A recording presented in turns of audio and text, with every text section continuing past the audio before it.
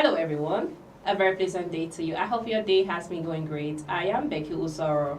It's that time of the show, Citizens Dialogue on First Next News Port Harcourt, where we discuss trending and interesting political topics. Joining me to have this conversation on set is King Sojalo and Zach Jimmy. Sit back, relax and enjoy all we have for you on this episode. It's a pleasure having you both on set all the time. Yeah, thank you, Becky. Oh, you both look amazing. Thank you so much. Of course. Okay, so let's head for the story for today. Maruf Tunji has said that the Federal Minister of Education said the federal government threatens not to pay Asuu over the nationwide strike. Jalo, what do you have to say about that? The Asuu, they've begun their strike again. Yeah, of course. Universities have shut down, a lot of persons. That's why some people don't like to go to school. Exactly. It's kind of discouraging. Yeah, I think the strike commenced from what I heard midnight, and starting enforcing from this morning. I think the statement threatening them by the federal government, I don't think it's it's an ideal development. It's not. I don't think that is the proper way the federal government should really address, because these are people with their demands. And we've had cases of this Asuu strike. And if you look at it, these are one of the actions that are affecting our youths and our students. You understand? Like, do you have an idea of why did they have to go for this strike? Of course, I have full idea. And the demand, I don't think is really something that should be difficult for the federal government. Okay, I made my research and I discovered that these people are just demanding for what is really meant for them. Okay, I have some lists of what this union are demanding. Becky, you could see these demands. I don't think it's an heavy tax for the federal government to fulfill. Now, this is an educational sector, and this is what the youth and students of this country depend on in order to move educationally. Now, I think with so much expedition, so much borrowing of loan, so much, how will I put it, tax here and there, I don't think these are the front line of what federal government should hearken onto than any other. You understand? I'm not trying to say every other sectors is not what the government should look into, but at least this is an educational body. The government should, respond to what they demand, because from what they are demanding, I think is for the benefit of the students and the youths of this country. So I don't think the federal government should be silent because we have cases of this strike countless number of times, and students who ought to have finished school in 4 years will start spending 5 to 6 years, which is very, very bad, which is really affecting the system of our students and our institution. So I think the federal government, without hesitating, look into this Asuu matter and let it be resolved immediately. Thank you so much. Okay, Becky and Kings, you see, the problem of this country is that we tend to get our priority very wrong. When you look at the budget of a country, if let me not start from a country, when we talk about a home, for example, and maybe the husband asks the wife to prepare a list of what the family needs, and then side by side we understand what we call the scale of preference in economic, and the husband earning maybe is 20,000 naira in a month.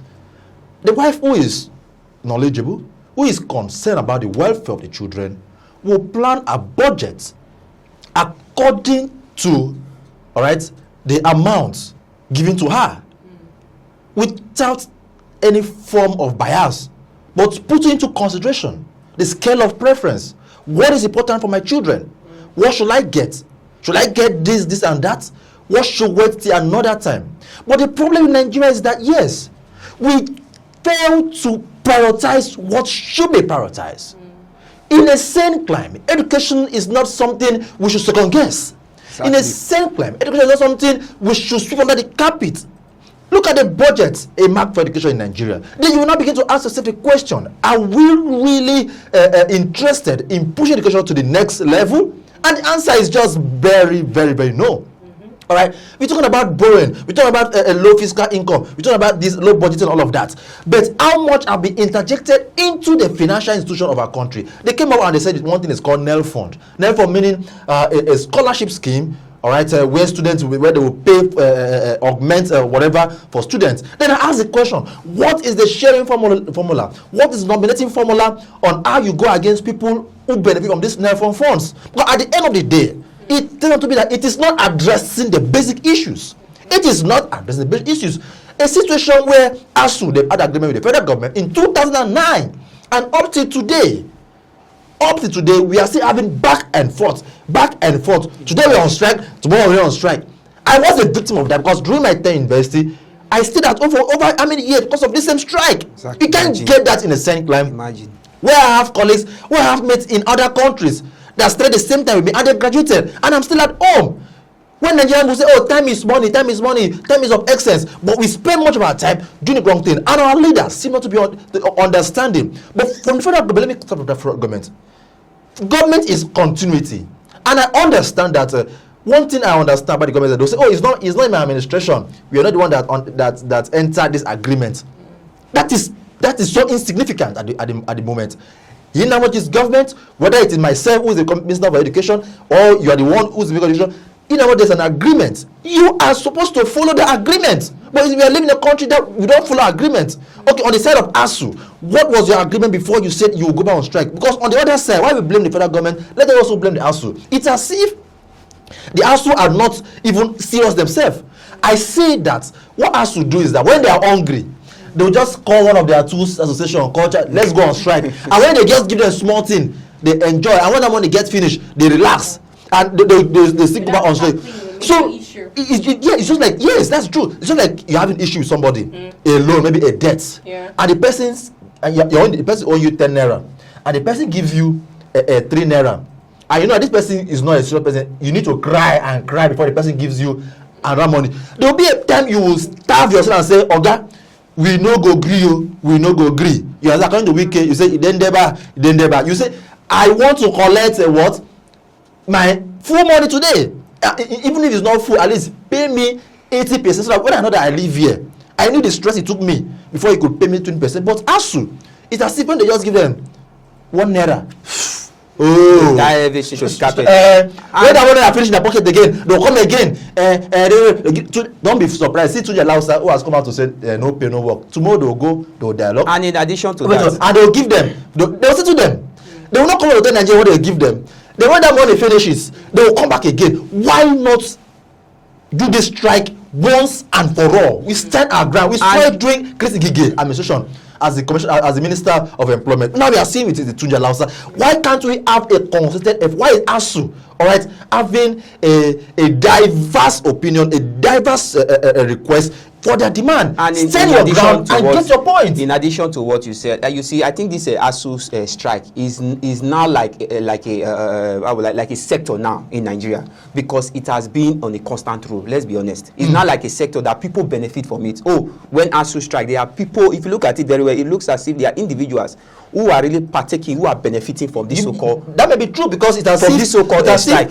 Anytime Nigerians are disadvantaged of anything, there are people who benefit. Because it's not something that would have been resolved. Now that the students are on strike, most of the professors who own private institutions, do you know what they do? They will now push those students to their institution. They've now diverted they call the customers. They've now diverted the customers, so the government will let them nothing. To show you. Let me also eat on, before we go to next topic, let me also eat on Asuu. Universities have been raising so much money, Becky. Universities have been raising so much money. In those days, when I was in university, we paid so little for our acceptance fee. And I asked myself, what's the meaning of this acceptance fee? I know one school and I apply. Why would I come and pay acceptance fee again? And then when I pay that fee, it's used for what?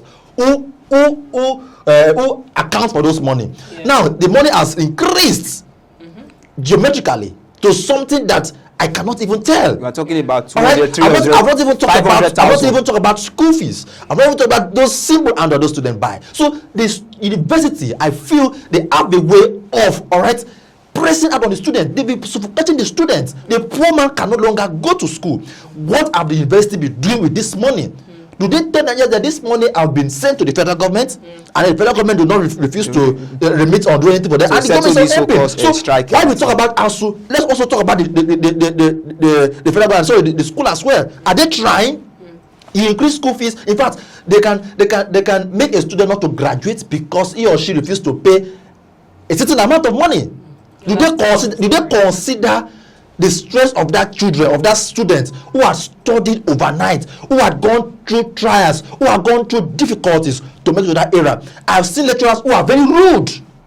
You are rude to a student. But now government, you're not rude. And lastly, Becky, when we talk about election, lecturers, professors are used as returning officers. Nigerians are talking about rigged election. Who are the ones use rigged? You cannot use me to rig election and allegedly, and then tomorrow you say you want to go. Look at it, not be you rig election for me. What are you talking about? I know you have lots. So much. Let's go for a short break.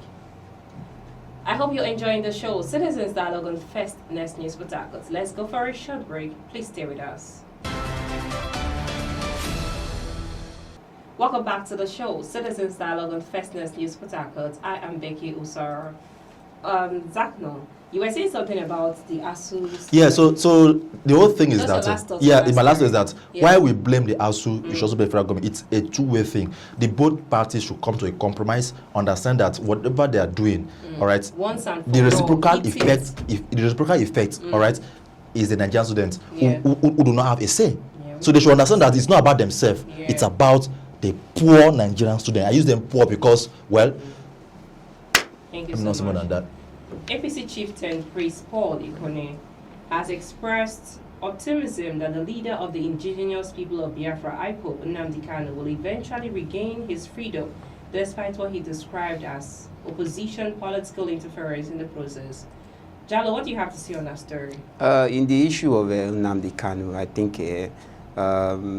from what he's saying, the HFC chieftain, he's, should I use the word exaggerating, you understand? Because the president right now is not even giving a response to the issue of Nnamdi Kanu, which shows that indeed the president or the Tinubu administration doesn't really give, he doesn't really give, he's not really giving an attention to it. Because if he is, you are giving pardons to, people who, you understand, let me use the word, who don't deserve, we saw the lives of, I think, a woman who was, giving pardon, who murdered her husband in the year 2020, and also drug dealers and so on and so forth. Now, this is someone who really stood for a particular, to be nation. Fine, if he might have done it illegally or whatever, I think it's something that, you understand, the president should also consider, apart from his health, this so that it doesn't bring more calamity, more chaos to the country. So this chief is coming out to say, okay, the president, definitely the leader of the IPOB, the people of Biafra, will get his freedom. I think it's just kind of exaggeration. Let it put it to the president that, look, sir, you have to settle this man's case in order for peace to reign. Because we've seen individuals, we've seen relevant people in the society right now, like the lives of people, Showore, the lives of Atiku, and so others, coming out to say, oh, we are to march into process concerning Nnamdi Kanu's situation, which is a good one. So I think he should take that, insinuation to the president and say, look, sir, we should bring this man's case to book. Let us sort it out once and for all. Okay, there's no, they are not even talking about should he be detained, should he be sentenced to 10 years in prison. He's just under detention, under the DSS detention. Thank you so much. For no adjournment or whatever. Exactly. Your last thoughts on that story. What will round up for this? Well, everybody will always want to take advantage of everything in this country, right? The discussion about Nnamdi Kanu, Nnamdi Kanu, and the federal government, and of course Justice Jason Motosho, who's currently under the case, the law court. Of course, will Nigerians always take advantage of the scenario? Right? Do not be surprised. Many people want to put in, of course, or strain their support, maybe positively or negatively. Okay. All right, so you will see politicians using it to attack the current government and all of that. But in all of this, what is necessary here is that what is good for the youth, for the genders. The right thing should be done Thank you. as soon as possible to avert any form of calamity in the future. Already 20th October will be marked for a protest, and the president is able to be found in the country. He has traveled for an official assignment. Let us hope that after that peaceful protest, or before the peaceful protest, of course. By then he should be back to the country. Hopefully. We hope so. Hopefully. We hope so. Thank you so much. It's my pleasure having you both on set all the time. Thank you, Becky. Thanks everyone. That's our show for today. Citizens Dialogue on First Next News Port Harcourt. I am Becky Usoro. Many thanks for watching. Bye for now.